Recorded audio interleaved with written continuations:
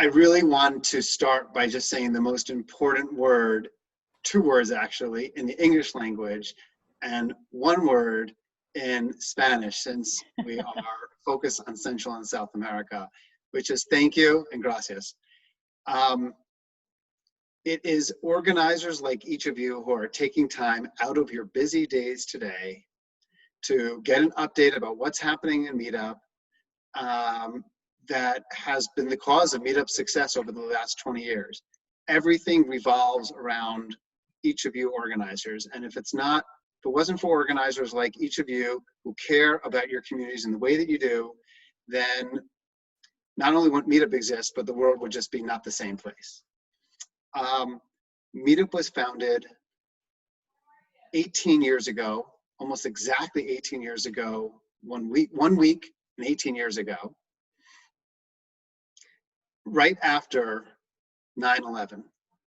9/11 was a time in New York City, as some of you I know are from Brooklyn, some others from New York, but really many of you from the Americas. As you remember, it was a time of just absolutely terrible tragedy, a time that people needed to lean on each other and to support each other. And our founder, Scott Heiferman, had realized that he had dozens of people in his building whom he never met before, who were one on his floor and on other floors right around him. And it took the tragedy of 9/11 to get people to meet up and to get together and to be there for each other and to support each other. And he basically said, there has to be a better way. There has to be a better way that we're not relying on tragedy to build community. And that was the founding of Meetup. So what I want to do is thank you. While a lot of the data that we're going to share is going to be focused on Central and South America, really the entire message and everything we're going to be talking about today is global in nature and is relevant for anyone in the US or outside of the US as well. So if you're in the US, everything's going to be fully applicable to you. And if you have sat in a community update from another country or in the US, then some of this may be familiar, but hopefully this is helpful for everyone. So without further ado, what I really wanted to do is just to remind all of us about what makes Meetup as special as it is. So here's just a 1-minute video for each of us.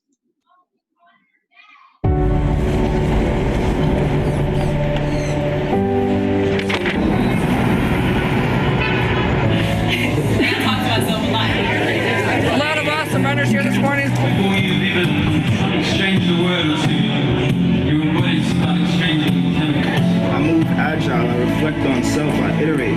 That's it.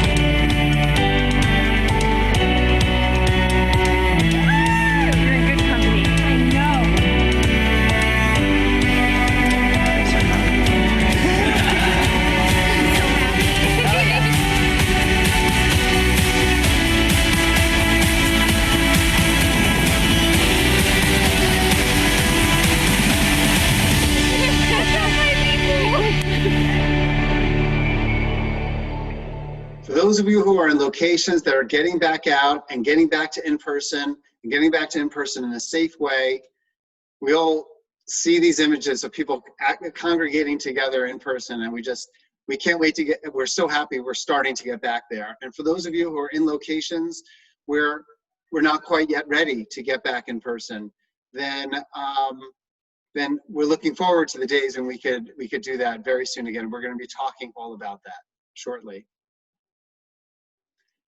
46, according to a recent study, 46% of adults globally regularly feel lonely.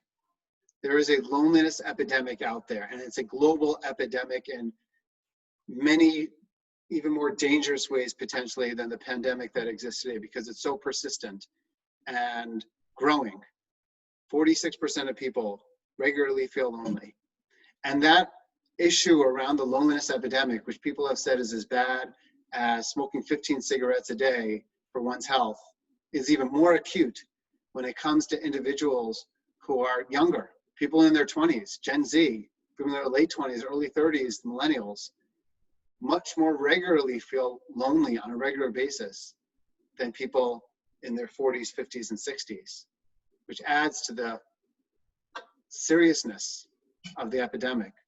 25% of people, 25%, don't have one trusted confidant that they could go to. That's up from only 10% about a decade ago. Not one person. Think about how many people in your meetup group, in your community, you have as a trusted confidant. 25% of people don't even have one such individual. And 89% of people in their last social interaction was somehow interrupted by technology. How often is it that you're sitting in a restaurant when we could all sit in restaurants, or now hopefully sitting outside in restaurants, and you're seeing a father and daughter, a mother and a son sitting across from each other, and in theory should be talking to each other, but instead are just staring at their phones the entire time.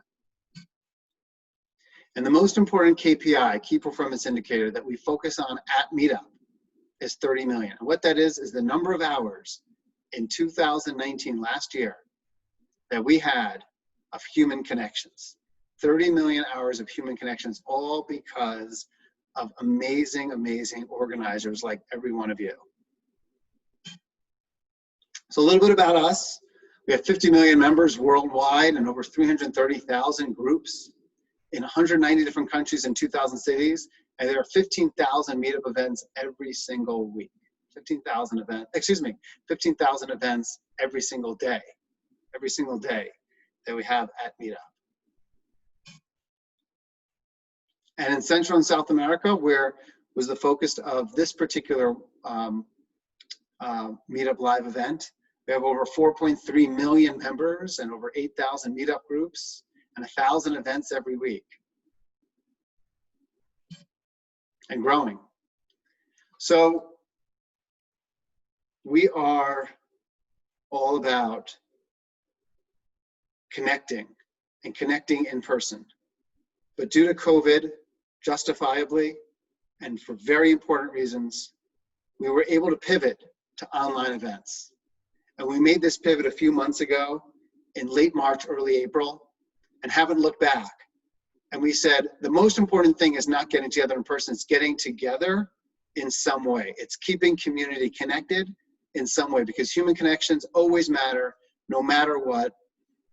And safety always matters no matter what. And organizers and members have rallied, and we've had over 540,000 online events created in just the last few months. And many are still in the process of being hosted. There are 4 million RSVPs to online events, and RSVPs in 190 different countries as well.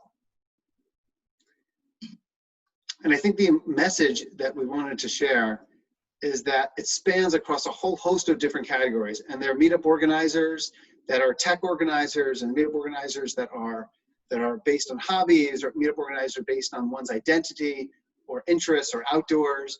And no matter what the area, in our first 18 years, we did not have online events. And we started off a little slowly with only 2,000. And just in the last month of May, we had over 22,000 just tech events. And it spans across every category. It's kind of growing in terms of its online events, whether it's career networking. The issues around unemployment are scary. They're scary in the US and they're scary around the globe. Anything that Meetup can do, anything that you organizers can do to help in career networking is incredibly appreciated by your communities. And we're seeing significant growth there of online events around career networking and hobbies and interests and social and support groups. And even sports and outdoors. During this period of time, we saw growth in online sports and outdoors. People would go running and they get back together and they would all drink a beer together after they ran by themselves. Now that things are, thank God, getting safer in so many countries around the world, we're able to open up sports and outdoors to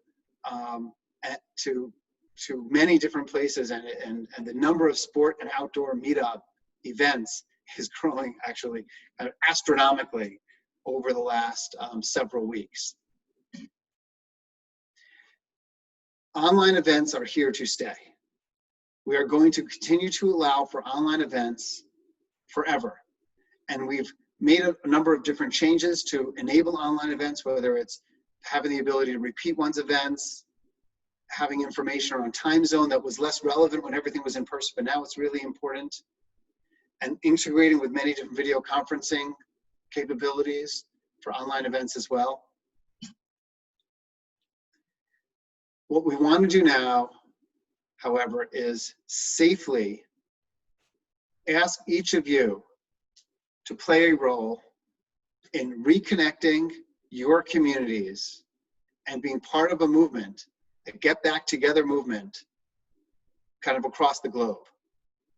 Because we're going to continue online, because online is so helpful for people who live in remote areas. It's so helpful, for example, for people who can't necessarily afford to drive and attend an event in person. And I was talking to an organizer in Australia last month, and he was telling me about how he has double or triple the number of people that have come to his events, because now it's so much easier and less costly, and Meetup is now more opened up to people who can't necessarily afford to spend the $20, $25 to go into Sydney and back from Sydney, Australia.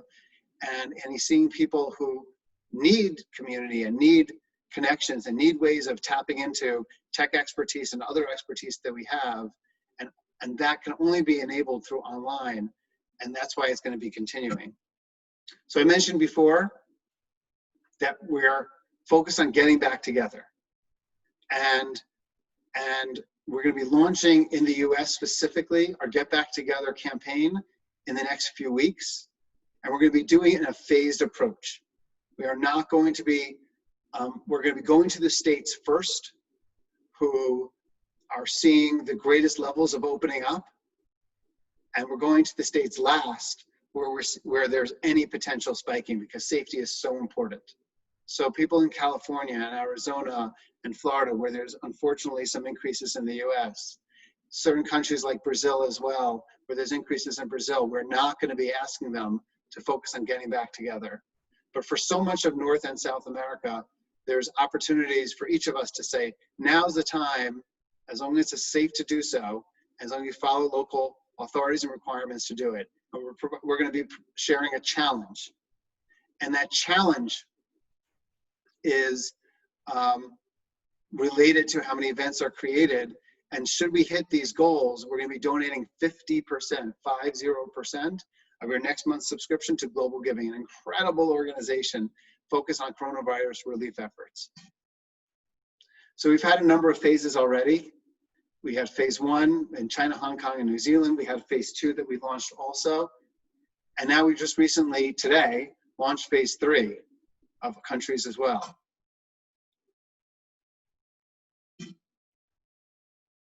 And what we have is a call to action.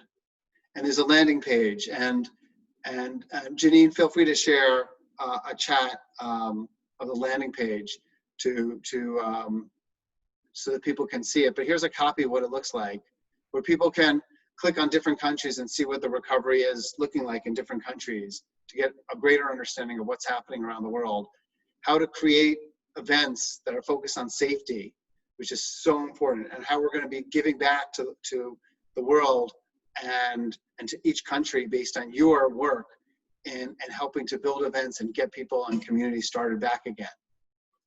So having in-person events is important, and it's also needs to be taken seriously. We need to make sure that we're following some guidelines, whether it's meeting outside when possible, encouraging masks to be worn, promoting social distancing when possible, which is most of the time. Consider whether or not you want to set an attendee limit that you may not have had in the past in order to ensure safety. See if hand washing or cleaning up is at all possible. Again, we need to get back together in person, and we need to do it in as safe a way as possible. And I know many of you are already doing it, and it's amazing hearing the stories about groups getting back together again. So I want to take a pause right now and just ask for your help and advice, just really for 30 seconds. In the chat, if you could just include what city or country you're in, and whether you think that that city is ready to get back together now, in a couple of weeks from now, in a couple of months from now. Any intelligence that you could provide about what's happening in your city and your country only helps us to be able to make sure that we're doing right by all of our members and organizers. So we're asking you for just some quick assistance on making sure that we have a right message and we're helping people at the right times. So thank you. We have a blog, meetup.com/blog, filled with a host of different suggestions around both moving from in-person to online and also getting back together that we wanted to share. And please go to meetup.com/blog. We also have Meetup Live, which you're on right now. We had an incredible Meetup Live with over 2,500 people who attended, and I encourage you to watch the video if you had not heard about it. We attended a session around racial equality and racial justice, and we had 3 inspiring speakers kind of talk about what roles each of us can play around that. We have 3 Meetup Live events coming up shortly, one around tech and building tech as the world is changing, one around establishing corporate culture around community and how to scale one's community. All of these are in an effort to help you to build your communities. We also had a product Meetup Live yesterday, 2 days ago on Tuesday. We had hundreds of organizers learn about some of the new product features that we have launched and we're going to be launching in the weeks and months ahead. So feel free to email me. My email is right here. I love hearing from our organizers. Feel free to subscribe to our blog, to ask any questions, to keep connected. It's so important to us that each of you help us to make sure that Meetup becomes a much better product experience than we have now, that we'll always have, that we figure out ways of getting back together. And now I'm here to just answer any and all questions that you may have. I already see a couple that came through, so I will do that now. Ray, hi Ray. Ray asked, do you plan to offer hosted video calls as Meetup or on other services like Google Meet in the future, or will Zoom still be required? Ray, I'm glad you asked. So Zoom is actually not required, so I'm glad you asked. We're integrated with over 100 different video platforms. People have used Google Meet. People have used Microsoft. People have used a whole host of, like, literally 100 different services that are out there. So you don't need to use Zoom. If you're comfortable using Google Hangouts or whatever, then use that. Use whatever you want to use. Just put that URL in the field, and you could use whatever you want. We have made the decision that we don't want to actually have one specific integration with only one provider, but we want to give the flexibility for anyone to use whatever that they want. There may come a time where we decide that we want to create like a Meetup specific kind of video conferencing solution, but we have not decided to prioritize that. There's too many other things that organizers like you and others have asked for, and we want to prioritize those prior to that integration. So thank you for asking that, Ray, and feel free to use any solution that you want, whatever works best for you.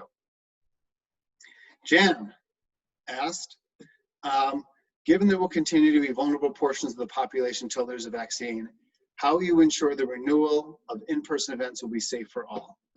It's a really important question. And I think the best way to answer that is that it is impossible for Meetup as a platform to ensure that 100% of our hundreds of thousands of events are safe. It is critical that Meetup work with our organizers, provide best practices of what we expect organizers to be able to do. Some of those are listed here. We've also had a number of articles written about how we can help our organizers create the safest possible of events. There's also other companies that I know of that are being really aggressive in trying to get people to get back together in person. And I think it's dangerous. I know companies that have gone out there, whether it's AMC movie theaters that are saying all theaters around the U.S. are now open for people to go to, which is planned shortly. We're really trying to encourage people to meet outside, and each of these different practices.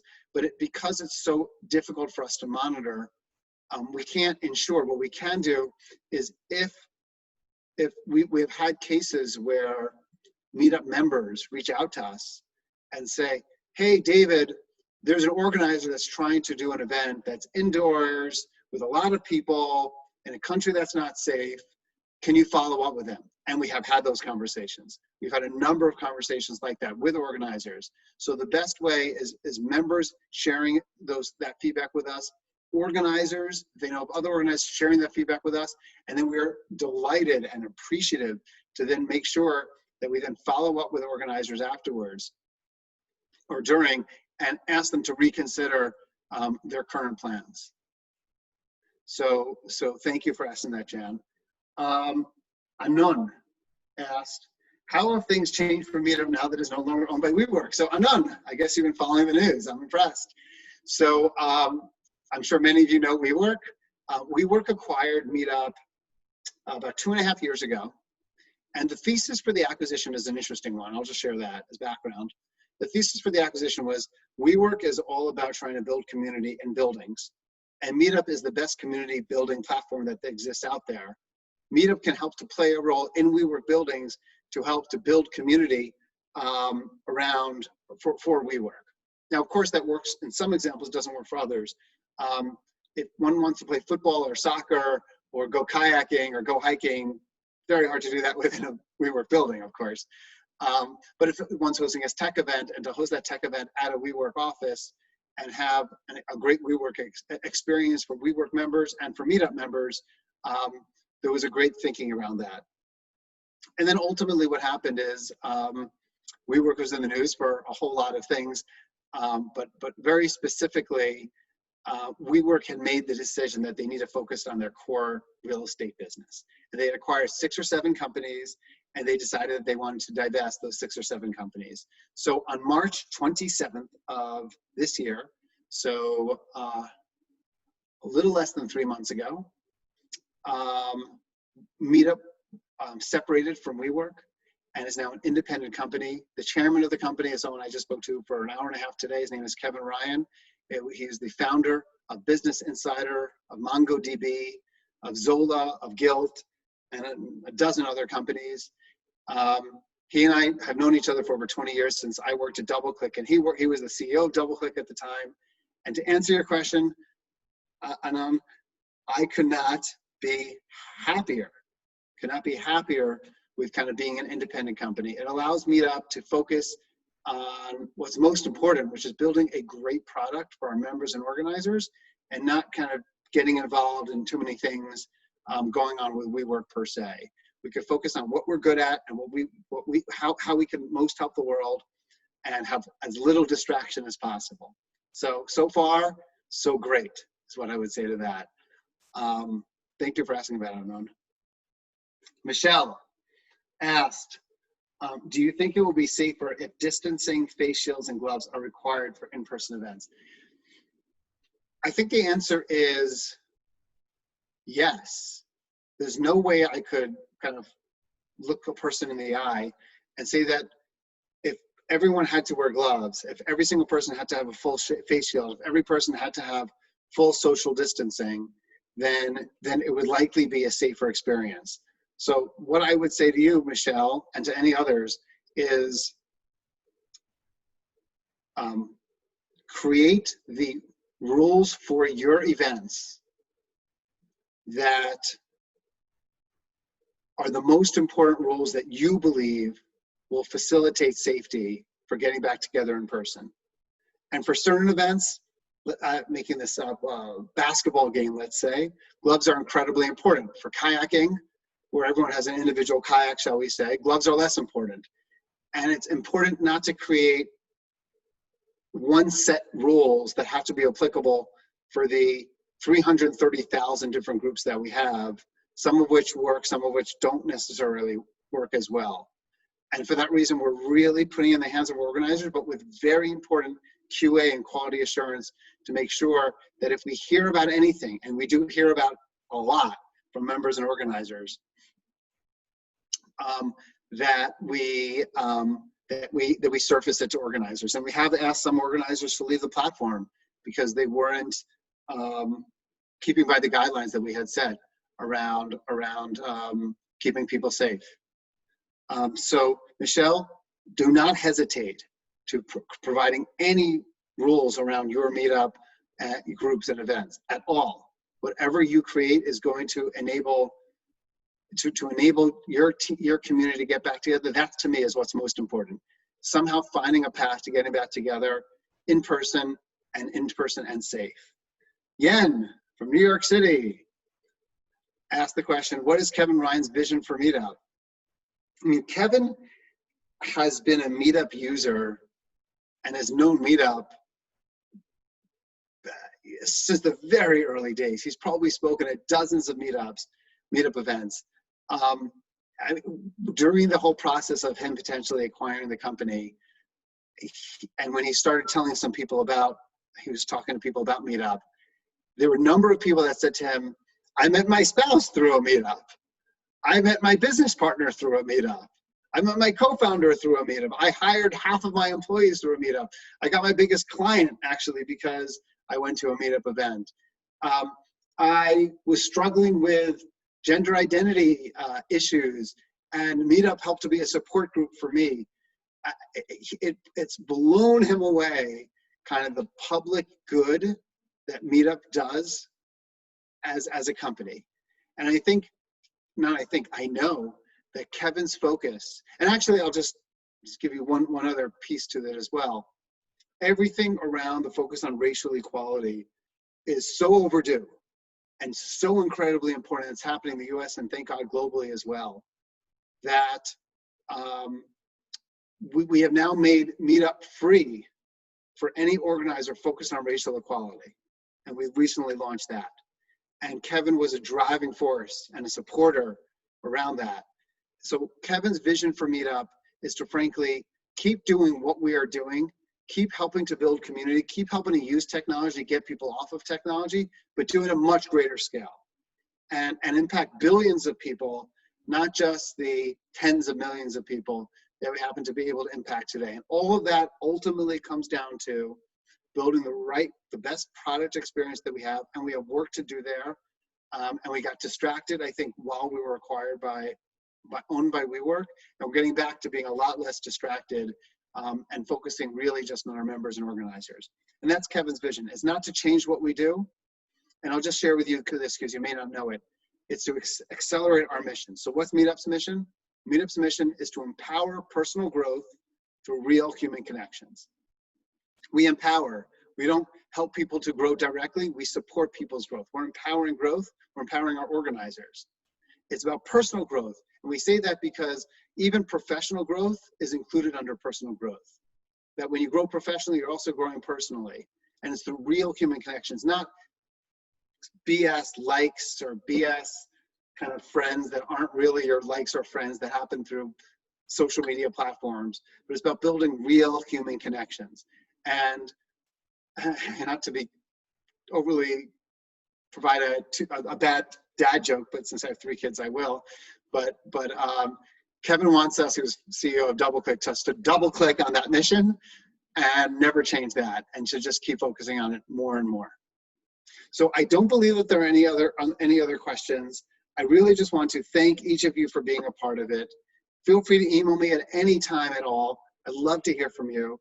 And thank you for taking the time out of your busy days, just hear a little bit about what's happening at Meetup and to ask the questions that you asked. We just appreciate it. And as you look at other Meetup Live events, we have a really good one coming up tomorrow, actually, related to tech, and then a whole host of events coming up in the weeks and months ahead. Take care, everyone. Bye-bye.